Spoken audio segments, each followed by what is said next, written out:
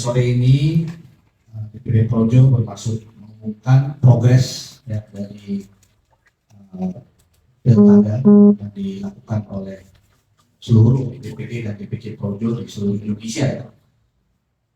Saya bacakan saja. Pilkada serentak 2024 merupakan momen penting dalam distribusi kekuasaan di daerah.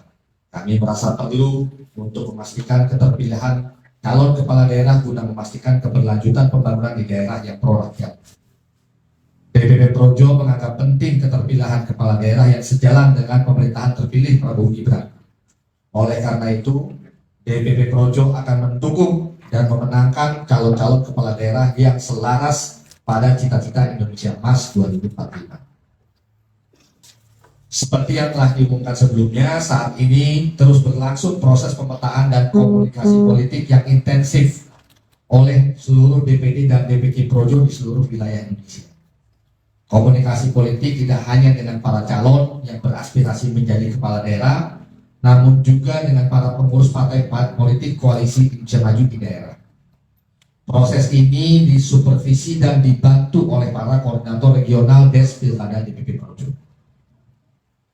Hingga saat ini selain 4 nama calon kepala daerah yang telah didukung DPP Projo, yaitu Ibu Airin, Ibu Khofifah, Bapak Ridwan Kamil, dan Bapak Bobi Nasution, proses pemetaan dan komunikasi politik telah menghasilkan nama-nama baru yang akan didukung oleh DPP Projo. Nama-nama tersebut adalah sebagai berikut. 1. Bapak Dani Pomanto untuk Gubernur Sulawesi Selatan yang saat ini merupakan petahana Wali Kota Makassar, juga sekaligus Ketua Dewan Penasihat DPD Projo Sulawesi Selatan. Kemudian kedua, Bapak Ansar Ahmad untuk Gubernur Kepulauan Riau, dan saat ini kebetulan beliau adalah masih petahana Gubernur Kepulauan Riau. Yang ketiga, Bapak Brigjen Polisi Purnawirawan Zainal Arifin Paliwang untuk Gubernur Kalimantan Utara, yang saat ini juga adalah petahana Gubernur Kaltara. Kemudian Bapak Beni Kiswono untuk Provinsi Lampung, yang saat ini adalah tokoh PSI Lampung. Kelima, Bapak Tony M. Simanjuntak untuk Bupati Kabupaten Toba, Sumatera Utara, yang saat ini merupakan petahana Wakil Bupati Toba. Keenam, Ibu Nandriani Oktarina untuk Wali Kota Palembang, Sumatera Selatan, yang saat ini aktif sebagai politisi dan pengusaha muda di Sumatera. Ketujuh, Bung Ilyas Akbar Al-Madani untuk menjadi Bupati Karanganyar, Jawa Tengah, yang saat ini adalah Ketua DPD 2 Partai Golkar dan yang saat ini adalah Ketua DPD 2 Partai Golkar dan juga Ketua Dewan Penasihat DPC Projo Karanganyar. Kedelapan, Bung Faruk Ibnul Haki untuk Kota Tegal, Jawa Tengah, yang saat ini juga aktif sebagai bendahara umum DPP Projo Muda.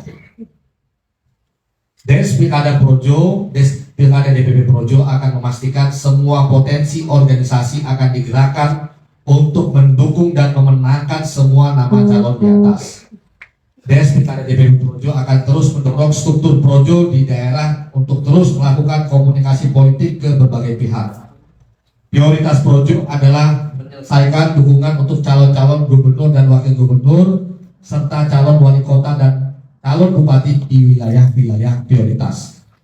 Nah, perlu saya tambahkan, beberapa nama ini adalah nama yang tergolong muda ya. Banyak yang masih di usia di antara 20 tahunan akhir, belum 30, bahkan ada yang lewat 30, tapi untuk bupati dan wali kota kita dukung tokoh-tokoh muda. Terima kasih. Ya, yang dimaksud Bung Roy tadi yang relatif sangat muda, mungkin juga akan menjadi calon bupati termuda se-Indonesia adalah Ilyas. Umurnya baru 25-26. Ya, dia caleg terpilih juga, ya, dan aktif bersama Projo di Tanah. Ini juga Ibu Nandia ini relatif muda karena usianya baru 28 tahun. Ya. Jadi kita senang yang muda-muda nih, karena yang muda ini membawa harapan, tidak punya beban. Ya, mudah-mudahan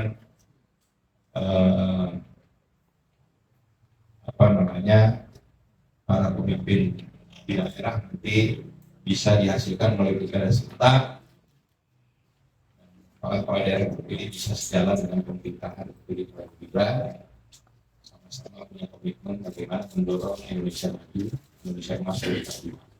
Jadi untuk sesi 1 terkait pilkada serentak itu yang ingin kami umumkan, dan saya sampaikan nanti secara rutin setiap hari Jumat kita akan undang teman-teman untuk terus mengumumkan calon-calon kepala daerah yang akan didukung oleh Projo. Itu ya, setiap hari Jumat di waktu yang sama kita akan undang teman-teman semua. Ya, prioritas kita menyelesaikan beberapa calon gubernur, ya, dan beberapa wali kota serta bupati di wilayah strategis. Gitu. Nah mungkin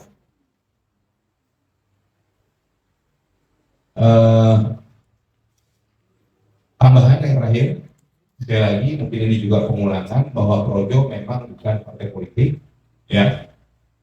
Kita tidak bisa memberikan tiket kepada para calon, dan beberapa calon kepala daerah yang kita anggap potensial dan belum mendapatkan dukungan partai politik juga pasti kita arahkan untuk secepatnya berkomunikasi dengan partai-partai politik di daerahnya, diprioritaskan berkomunikasi dengan partai-partai politik. Ada Gerindra, Golkar, PSI, PAN, Demokrat, dan sebagainya. Gitu, ya. Karena Projo dalam Pilkada Serentak 2024 akan bertindak sebagai lapisan politik bagi pilihan rakyat dalam menentukan pilihan yang